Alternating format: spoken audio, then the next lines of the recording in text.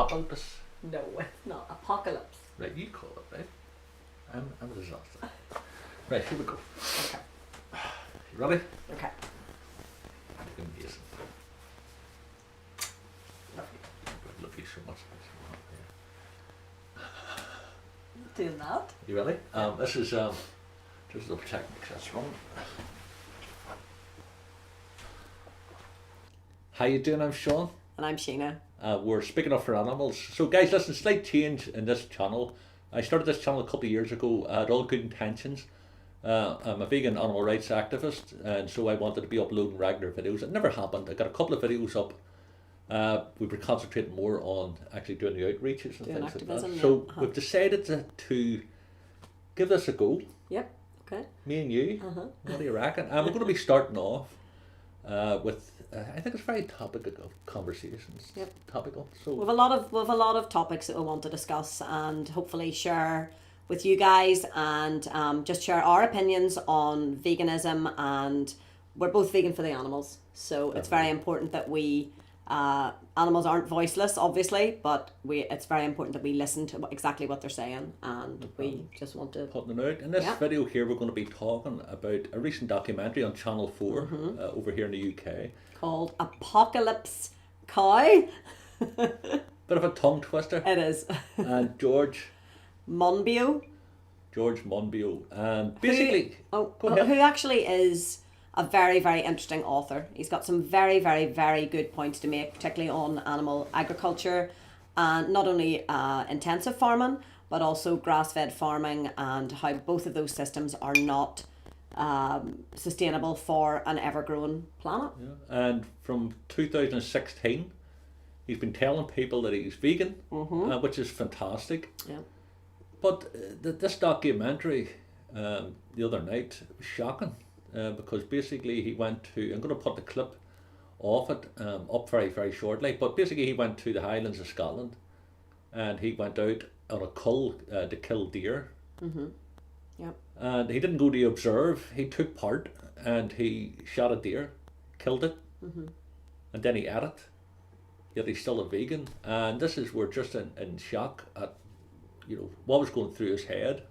Well, we will see when you see the clip some of the statistics that he's saying, and so we'll talk about them after the clip. Yeah. 100%. We'll go now.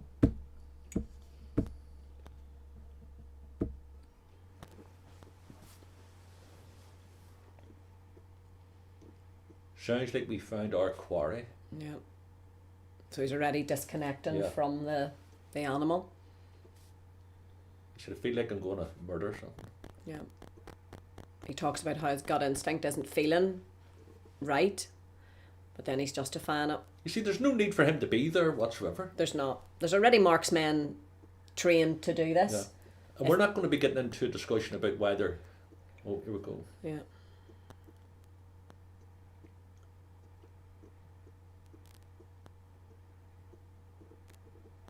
Beautiful. He says it's beautiful. He claims that it's a clear shot. It clearly is not a clear shot. The deer's still standing. You can see that it's still standing there.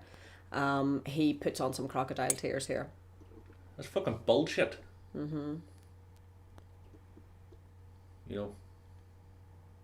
So then he's told that they should take comfort. It was a nice clean shot. It wasn't. Wasn't. It really wasn't. Like.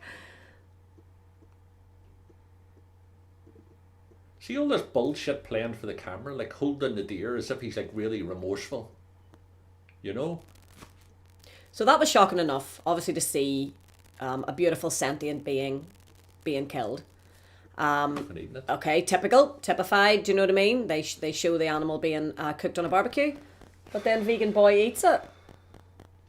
So, yeah, have to say, personally, I think he's a good guy. I think he's got some really good information out there, really thought-provoking articles.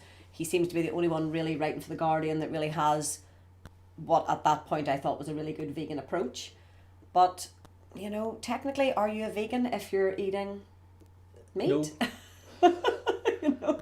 I'm not laughing, but I'd funded this here. I'm in shock that somebody of his education would actually think that he's being vegan. Yet you're going out and you're shooting a deer, a sentient being, done nobody no harm whatsoever, to take its life, and you know, when these are culling them, they said they've already reduced them by 90%. Yeah. So it's not as if like they were overtaking the place. They've So they already reduced down, reduced down now to 10%. So the fact is that is culling an actual method now. We have done a small bit of research on other control methods, and there are other methods out there which probably cost a bit more money. We're certainly going to look into that a wee bit more and find out in-depth video. Yeah, and do more in depth and certainly find out, educate ourselves more on it. But there are alternatives to the cull, and including probably the least popular, which would be including introducing wolves into the highlands. But you know, they go for the quick. It's just another justification to eat meat. Yeah. At the end of the day, and we were reading the statistic there about the guy who was going out to cull deer, and he spent the whole winter and only culled 30 deer. I would say that's probably pretty typical of most guys that are going out and culling over the winter period. Is that an effective method of pest control? Well, they're bringing their friends with them. Yeah. They bring their friends out to also cull them. They're treating it as a sport. Yeah. And they're using the loose that needs culled. Blood sport. Yeah, I think the thing is it's not even at this moment in time should there be culling or not. This is a point is that George is saying that he's a vegan. Yeah. And I met him last year at the Extinction Rebellion and Animal Rebellion in London, and he done a fantastic speech at it. We were at Smithfield meat market, animal. What a better term? We're giving the fish market, meat. wasn't it? Yeah. We were at Smithfield Market, and basically he done a great speech. He actually cut ribbon to say that, you know, we're now declaring Smithfield Market a vegan food. Yeah, vegan for the future, friendly. And you know, everybody was cheering and clapping. I've got photographs and video of it, but what a bullshit artist. He actually took part in that, knowing that he's killing animals and eating animals. And yet he seems to be this, is an environmentalist. And this is the difference between an environmentalist and an ethical vegan. Yeah.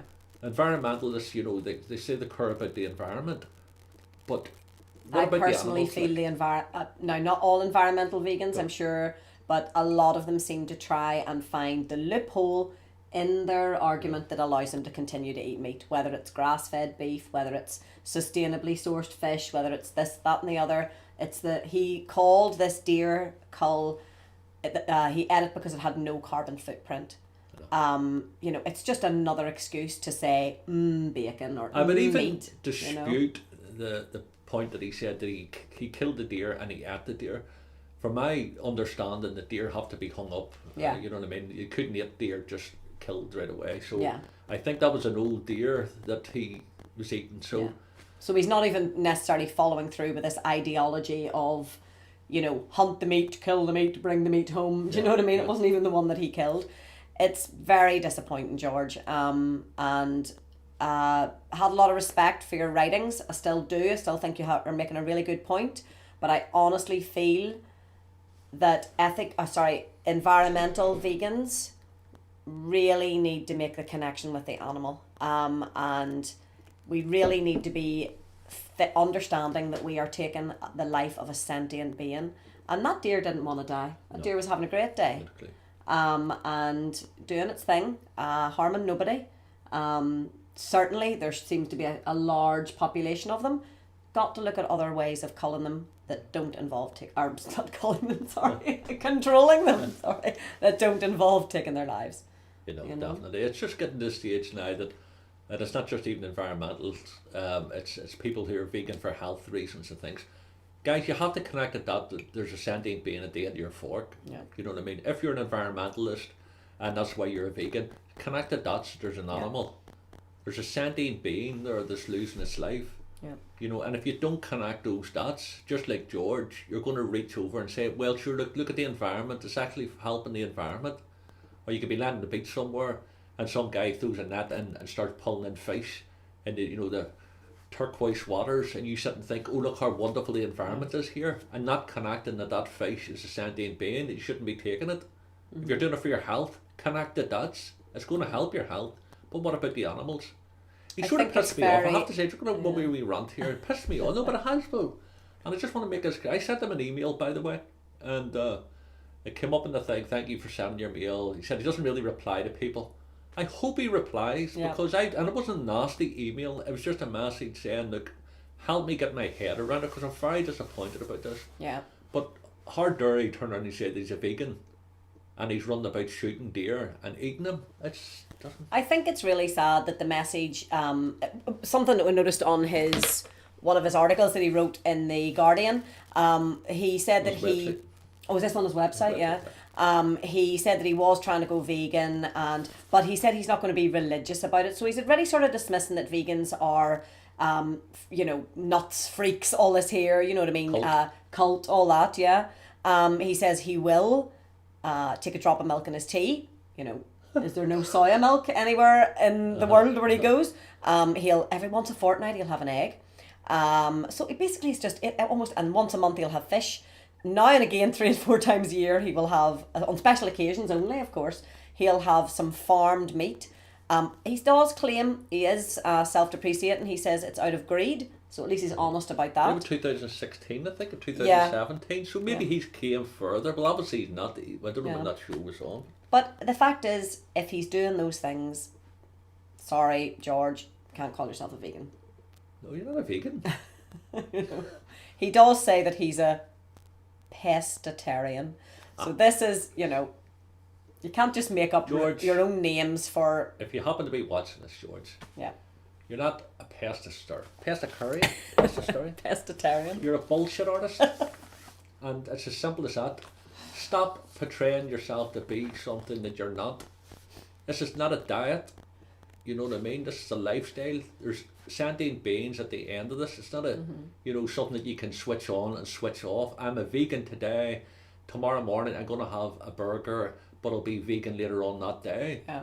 It doesn't work that way, man. For goodness sake. I know. But on a positive, do you know what I mean? None of us are perfect. No.